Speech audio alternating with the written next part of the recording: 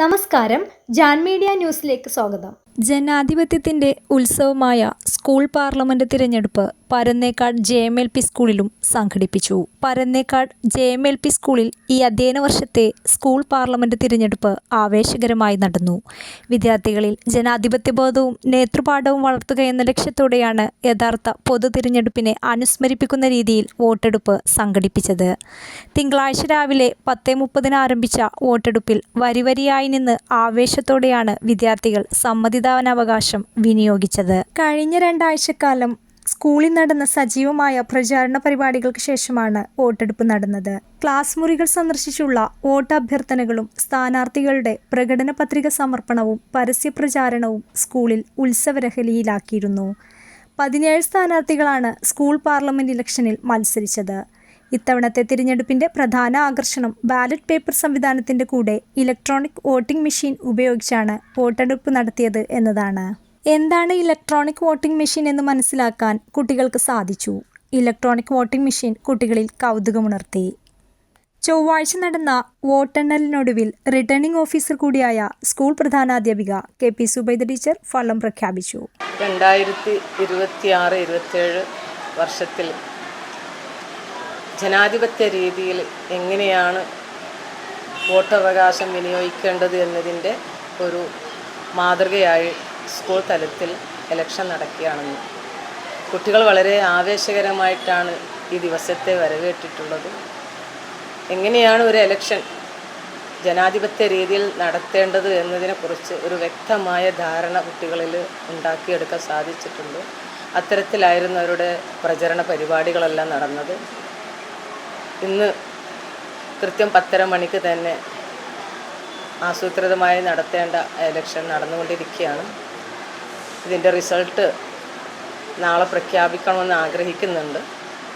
വളരെയധികം സന്തോഷത്തിലാണ് അധ്യാപകരും കുട്ടികളും ഇന്നത്തെ ദിവസത്തെ മുന്നിൽ കണ്ടുകൊണ്ട് പോകുന്നത്.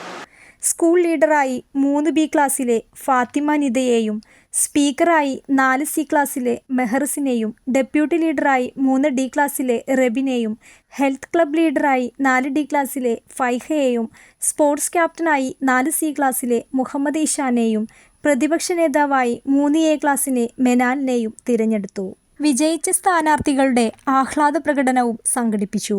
പുതിയ പാർലമെന്റ് അംഗങ്ങളുടെ സത്യപ്രതിജ്ഞാ ചടങ്ങ് വരും ദിവസങ്ങളിൽ സ്കൂൾ അസംബ്ലിയിൽ വെച്ച് നടക്കുമെന്ന് പ്രിസൈഡിംഗ് ഓഫീസർ ജംഷീർ രണ്ടത്താണി അറിയിച്ചു. നമ്മുടെ ഈ വർഷത്തെ സ്കൂൾ പാർലമെന്റ് തെരഞ്ഞെടുപ്പ് ആണ് ഇപ്പോൾ നമ്മളിവിടെ നടത്തപ്പെടുന്നത്. 5 സ്ഥാനങ്ങളിലേക്കാണ് മത്സരം നടക്കുന്നത്. ഈ 5 സ്ഥാനങ്ങളിൽ വാശിയേറിയ മത്സരമാണ്. സ്കൂൾ ലീഡർ സ്ഥാനത്തേക്ക് 7 ആളുകളും ഹെൽത്ത് ക്ലബ്ബ് ലീഡർ സ്ഥാനത്തേക്ക് 5 ആളുകളാണ് മത്സരിക്കുന്നത്. വളരെ ടൈറ്റ് മത്സരമാണ് നടക്കുന്നത്. നമ്മൾ ബാലറ്റ് പേപ്പർ സംവിധാനത്തിലാണ് നടത്തുന്നത്. അതോടൊപ്പം കുട്ടികൾക്ക് പരിചയപ്പെടാൻ വേണ്ടിയിട്ട് ഒരു ഇലക്ട്രോണിക് മെഷീനും നമ്മൾ സംവിധാനിച്ചിട്ടുണ്ട്. ഏകദേശം 528ഓളം കുട്ടികൾ വോട്ട് ചെയ്യാനുണ്ട്. അപ്പോൾ ഇന്ന് തീർന്നില്ലെങ്കിൽ നാളെയും കൂടി നമ്മളത് പൂർത്തീകരിക്കും.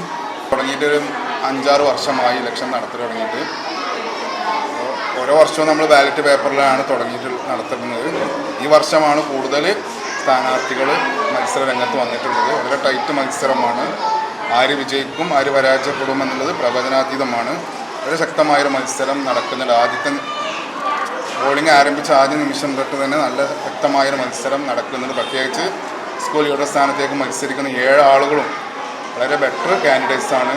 പ്രധാനാധ്യാപിക KP Subaida, PTA president Abdussalam KP, presiding officer Jamsheer Randathani, staff secretary Ambili teacher, SRG convener Hafsath, അധ്യാപകരായ റജീന, സഫിയ, മുംതാസ്, ഹസീന, ആയിഷക്കുട്ടി, രശ്മി, സഫീദ, മുഹ്സിൻ, റെയ്ഹാനത്ത്, ആയിഷാബി, ഷഫ്ന, അനിഷ, മുനവിറ, ജാസ്മി, ആരിഫ, നഷീദ, ഷഹനാസ്, നദ നാസിർ, മാജിദ, ഷംന, വാഹിദ, ഫാത്തിമ, നുസ്രത്ത്, സൈഫുനിസ, നസീമ എന്നിവർ നേതൃത്വം നൽകി. Jan media news, Tirur.